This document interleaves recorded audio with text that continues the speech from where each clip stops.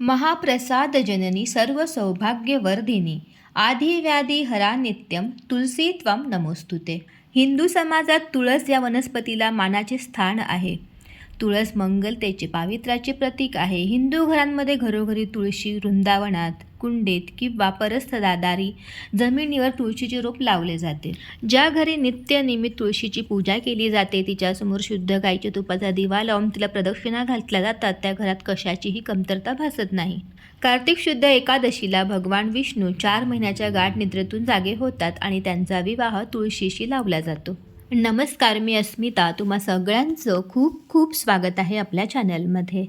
आजच्या व्हिडिओमध्ये आपण पाहणार आहोत तुळशी विवाहासाठी लागणारं साहित्य आणि संपूर्ण तुळशी विवाहाचा सोहळा. व्हिडिओला सुरुवात करण्याआधी जर तुम्ही अजून चॅनल सबस्क्राईब नसेल केलं तर असेच नवनवीन आध्यात्मिक व्हिडिओ पाहण्यासाठी चॅनलला सबस्क्राईब करा. चला आता व्हिडिओला सुरुवात करूयात.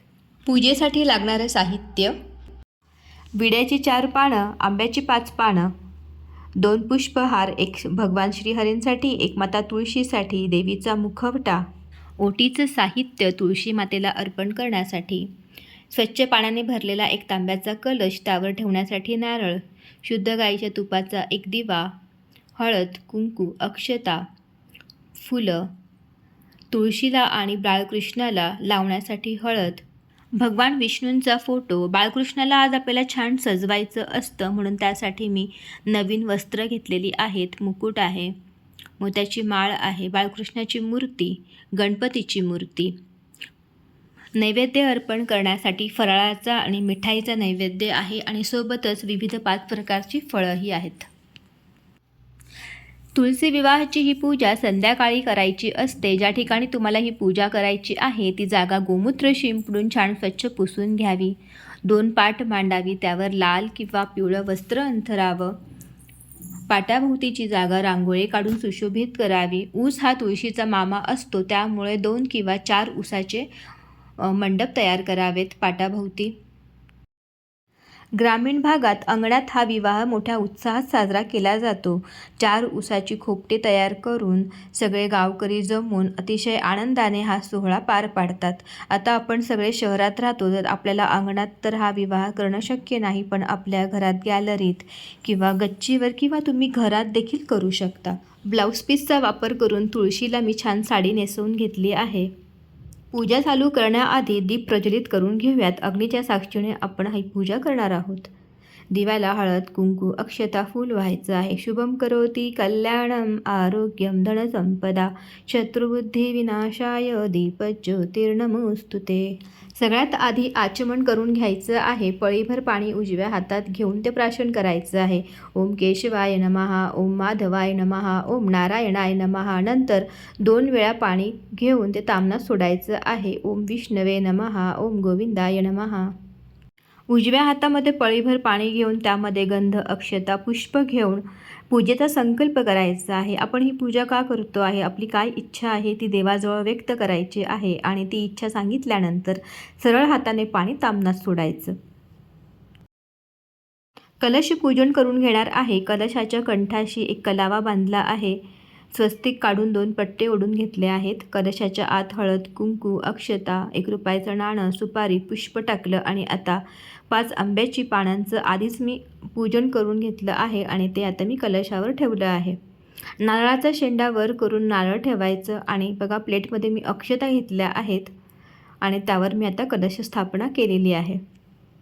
कलशाचं पंचोपचार पूजन करून घ्यावं. हळद, कुंकू, अक्षता, फूल वाहून धूपदीप ओवाळावा. 2 विड्याची पानं घेऊन त्यांना मी आता पाटावर मांडलं आहे. थोडेसे तांदूळ टाकले आहेत. गणपतीची स्थापना आपण इथे करणार आहोत. हे पिवळं वस्त्र मी घेतलं आहे. यावर आपल्याला बाळकृष्णाची मूर्ती ठेवायची आहे, पण त्याआधी विड्याची 2 जोडपानं घेऊन त्यावर थोड्याशा अक्षता टाकाव्यात आणि मग बाळकृष्णाची मूर्ती ठेवावी. देवीचा मुखवटा तुळशीला मी बांधून घेते आहे. यामुळे बघा तुळशीला देवीचं रूप प्राप्त झालेलं आहे. साक्षात देवी आपल्यासमोर उभी आहे असंच वाटतं आहे. आणि आता तुळशीला अलंकार देखील घालून घेते आहे. सगळ्यात आधी ठुशी घातली आणि आता राणी हार देखील घालून घेणार आहे. लग्नात नववधू ज्याप्रमाणे साजशृंगार करते त्याच पद्धतीने तुळशी मातेला आपल्याला आज सजवायचं आहे. कुठलीही पूजा चालू करण्याआधी आपण गणपतीचं पूजन करतो. आता बाप्पाची मूर्ती मी ताम्हणात घेतली आहे आणि सगळ्यात आधी शुद्ध जलाने, त्यानंतर पंचामृताने आणि नंतर पुन्हा शुद्ध जल स्नान घालून बाप्पाची मूर्ती पानावर विराजमान केलेली आहे. गणपतीची पंचोपचार पूजा करावी. तुमच्याकडे शालिग्रामची मूर्ती नसेल तर बाळकृष्णाची मूर्ती घेऊन देखील तुम्ही हा विवाह करू शकता. बाळकृष्णाची मूर्ती एका ताम्हणामध्ये घेऊन तिला आता शुद्ध जल अभिषेक मी घालते आहे. ओम नमो भगवते वासुदेवाय. त्यानंतर पंचामृताने अभिषेक घालायचा आहे आणि नंतर पुन्हा शुद्ध जल स्नान घालून बाळकृष्णाची मूर्ती स्वच्छ कपड्याने पुसून पानावर विराजमान करावी. एक पुष्प घेऊन ते पाण्यामध्ये बुडवून त्याने आपल्याला तुळशीला आणि भगवान श्रीहरींच्या फोटोला स्नान घालायचं आहे. हळदीमध्ये थोडंसं दूध मिक्स करून त्याची पेस्ट तयार करून घेतली आहे आणि आता तुळशीला मी हळद लावणार आहे. हळद ही चढती असावी, म्हणजे लावताना खालून सुरुवात करावी आणि त्यानंतर खालून वरच्या दिशेने जावं. तुळशीला हळद लावल्यानंतर बाळकृष्णाला देखील तशाच पद्धतीने मी लावून घेते आहे चढती हळद. बाळकृष्णाला देखील आपल्याला आज छान सजवायचं आहे. त्यांना नवीन वस्त्र घालायचे आहेत, मोत्याची माळ, डोक्यावर मुकुट. ज्याप्रमाणे माता तुळशीला आपण सजवले आहे त्याच पद्धतीने बाळकृष्णाला देखील आपल्याला सजवायचं आहे. त्यानंतर त्यांची पंचोपचार पूजा करावी आणि नंतर माता तुळशीची देखील पंचोपचार पूजा करावी. सौभाग्याचे अलंकार, बांगड्या मी आता तुळशी मातेला अर्पण करते आहे. लाल ओढणी म्हणजेच लाल चुनरी देखील मातेला अर्पण करायची आहे. भगवान विष्णूंच्या फोटोचं देखील पंचोपचार पूजन करावं. सर्व देवांना गुळ खोबऱ्याचा नैवेद्य अर्पण करायचा आहे. घरातील सगळ्या मंडळींनी उजव्या हातामध्ये पिवळ्या अक्षता आणि पुष्प घ्यावं. एक पांढरा स्वच्छ रुमाल घेऊन त्याचा वापर अंतरपाटासाठी करावा. तुळशी आणि भगवान विष्णूंच्या मधोमध तो अंतरपाट धरावा आणि मंगलाष्टकं बोलावीत. व्हिडिओ खूप मोठा होईल म्हणून मी मंगलाष्टक इथे म्हणत नाही आहे. एकूण 8 त्याचे श्लोक असतात. तुम्ही त्या 8 श्लोकांपैकी 4 श्लोक जरी म्हटले तरीही चालू शकतं. लग्न लागल्यानंतर तुळशीला आणि भगवान श्रीहरींना पुष्पमाळा अर्पण करावी. हिरव्या चिंचा, आवळा, बोरं ह्या वस्तू आज तुळशीच्या वृंदावनात नक्कीच ठेवाव्यात. तुळशी मातेला ओटीचं साहित्य अर्पण करावं. आपण जोही नैवेद्य घेतलेला आहे 5 फळांचा आणि फराळाचा, त्यावर एक तुळशीपत्र ठेवून तो नैवेद्य अर्पण करावा. विधिवत अशी सगळी पूजा आटोपल्यानंतर गणपतीची, तुळशी मातेची आणि भगवान कृष्णाची आरती करावी. तुळशी मातेची आरती तुम्हाला यूट्यूबवर मिळून जाईल. विधिवत पद्धतीने तुळशी विवाह इथे संपन्न झालेला आहे. ज्या लोकांच्या घरी कन्या नाही त्यांनी कन्यादानाचं पुण्य प्राप्त करून घेण्यासाठी तुळशी विवाह आपल्या घरी नक्कीच करावा. रात्रभर ही पूजा तशीच ठेवावी आणि दुसऱ्या दिवशी ह्या पूजेचं विसर्जन करावं. सगळ्यात आधी तुळशीची आणि भगवान श्रीहरींची पूजा करावी. त्यानंतर कलश हलवावा. कलशातील पाणी कुंडीतील झाडांना टाकावं. तुळशीला टाकू नये हे पाणी. त्यानंतर आपण पूजेमध्ये जेही फुलं, पानं वापरलेली आहेत ती निर्मल्यामध्ये टाकावीत. बाळकृष्णाची मूर्ती, गणपतीची मूर्ती देवघरामध्ये विराजमान करावीत.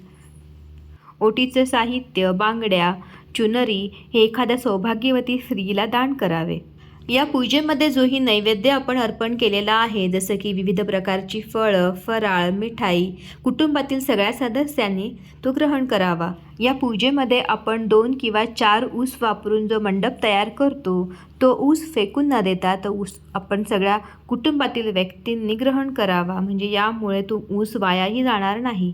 कलशावरील नारळ फोडून तो प्रसाद सगळ्यांनी ग्रहण करावा. अशा पद्धतीने दुसऱ्या दिवशी ह्या पूजेचं विसर्जन करावं. तुळशी विवाहाचा आजचा हा संपूर्ण सोहळा तुम्हाला कसा वाटला? आवडल्यास व्हिडिओला एक लाईक नक्कीच करा. जास्तीत जास्त तुमच्या मित्रमैत्रिणींमध्ये हा व्हिडिओ शेअर करा आणि असेच आध्यात्मिक व्हिडिओ पाहण्यासाठी चॅनलला सबस्क्राईब करा. धन्यवाद.